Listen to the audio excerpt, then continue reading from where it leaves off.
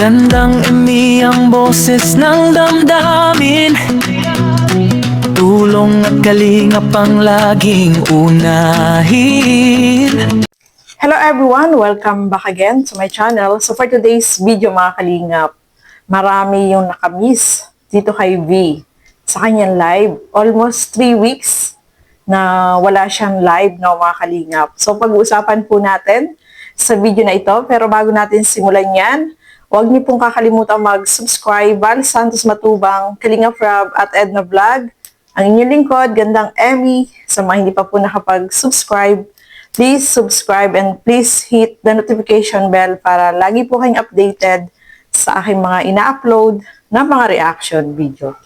So eto, panoorin po natin ang video na ito. So eto na nga no mga kalingap, almost 3 weeks na hindi nag-live itong si V. Hindi natin alam anong dahilan niya no mga kalingap. Siyempre, yung mga maka-Beyonce ay marami yung nakamiss sa kanya no mga kalingap kasi almost 3 weeks na hindi siya nagla-live. Samantalang noon is halos araw-araw nagla-live siya.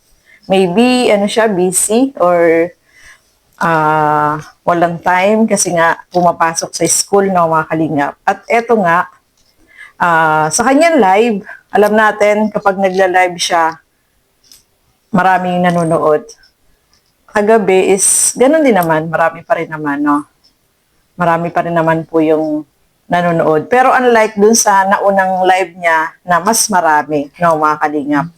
So, etong kanyang live is meron siyang ginawang kakaiba.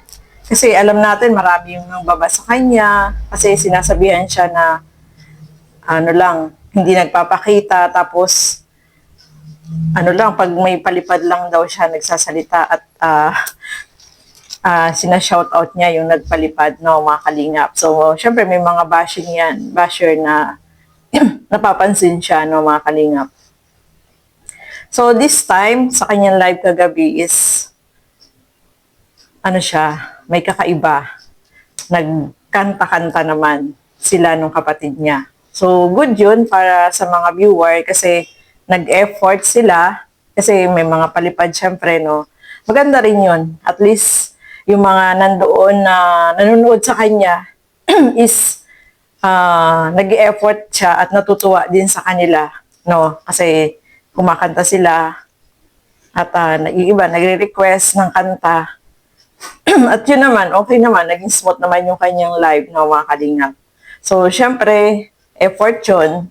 Hindi lang nag-aantay ng palipad. So, maganda yun. Kasi matagalan natin yung sinasabi noon pa man, no, mga kalingap, na ang gawin niya is wag lang puro shout out, dapat meron din siyang topic na maganda naman. At saka, ayan, ang ginawa niya is kumanta.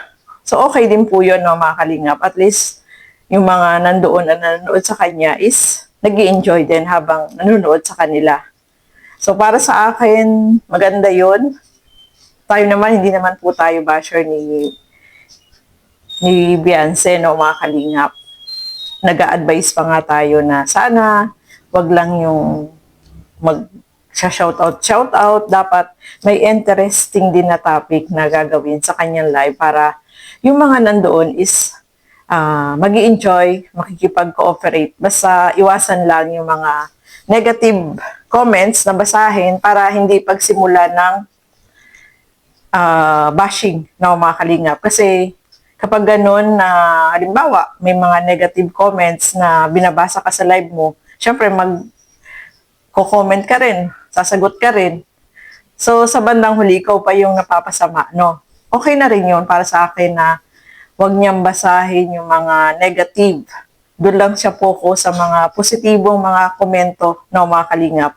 Kasi tayo naman, no, hindi naman tayo basher ni Beyonce. Nagbibigay lang tayo ng advice, no? Para din naman sa kanya, no, mga kalingap. At saka, para sa akin, mas maganda yung solo, di ba? Yun naman ang sinasabi ng karamihan na mag-solo na lang siya, yung wala siyang ibang kagrupo, kasi kayang-kaya naman niya na mag-solo, di ba, ng mga kalingap. Kasi yung iba, na panggulo lang sa kanya. So, marami naman yung nagsusupport dito kay B. Kaya, para sa akin, mas maganda yung solo. Kasi, minsan kapag mayroong mga kagrupo, ay yung pa yung nagdadala ng bashing minsan or nagkakagulo-gulo, no, mga kalingap. Pero ito, maganda tong ginawa niya kagabi, no, kasi nagkanta-kanta. May mga nag-request ng kanta sa kanya, kahit na yung ano yung boses niya is hindi masyadong, para kasi nagbago yung boses niya napansin ko. Unlike before, iba yung boses niya. So, okay lang din yan, no, mga kalingap. At least, yung mga nandoon is nag-enjoy sa kanyang live. So, wala naman siyang hindi naman siya nag-ano ng mga negative doon. Wala naman. Kaya, okay yun. Para maiwasan yung, bashing. Kasi, minsan, kapag mas binabasa mo yung mga negative comment, doon nagsisimula yung, sunod-sunod na yung mga comment na hindi magaganda. Kaya, iwasan lang talaga ang magbasa ng mga negative comments. So, maganda yung ginawa niya, no? At least, yung mga nandoon is nag-enjoy. Yun lang yung napansin ko, no, mga kalingap. Kasi, kapag sa mga live kasi, kapag nasimula ng mga negative, doon na nagsisimula yung, sunod-sunod na yung mga komento na hindi maganda. Kaya, kapag ganyan talaga, dapat iwasan, no? So, ayan po, no, yung observation natin, no, mga kalingap. At marami yung nakamiss sa kanya doon. Kasi, syempre, ang tagal ba namang hindi niya nag-live, no, mga kalingap. Kaya, syempre, yung mga nagsusupport sa kanya ay talagang mamimiss siya, no, mga kalingap. Kaya, masaya din yung mga nandoon. At least, may nagkanta-kanta sila nung kapatid niya, di ba? Umanta sila. At maganda po yun, no, mga kalingap. So, lagi natin ina-advise, kapag may mga negative comments, ignore na lang, no, mga kalingap. Kasi, alam natin, kapag ganyan, doon nagsisimula yung hindi magandang, usapan, lalo na sa mga comment section. Doon nag-aaway-away, kaya maganda yun para sa kanya. Tayo nag-a-advise lang naman po, no, mga kalingap. Hindi naman po tayo nang babas kay V. At natuwa pa nga tayo kasi kanta-kanta sila. Nag-enjoy sila kahit pa paano sa live. Hindi lang basa-basa ng mga comment.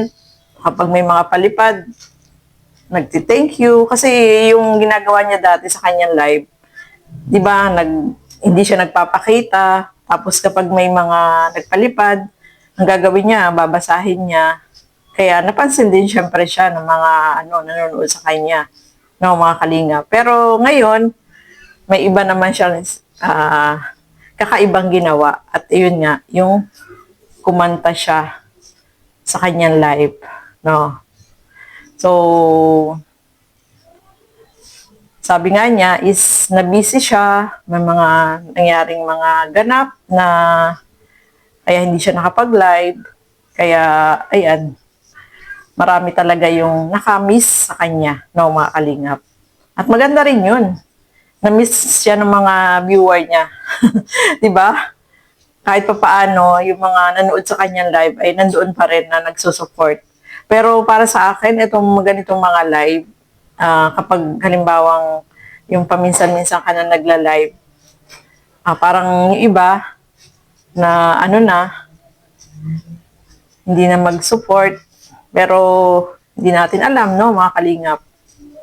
Kasi ganoon naman dito sa social media may time na talagang maraming nanonood, may time na kakaunti ang nanonood, no, mga kalingap. May ganong buwan. Mapapansin nyo rin po yan. So, ayan po, no, mga kalingap, maraming salamat. At ito'y aking observation lang, no, kay V. Ayan, observation ko lang po ito. So, ayan, maraming salamat po sa inyong walang sawang panonood at pagsuporta dito sa aking mga ginagawang reaction video. So, hanggang dito na lamang po muna. Thank you and God bless sa atin lahat. Bye-bye po!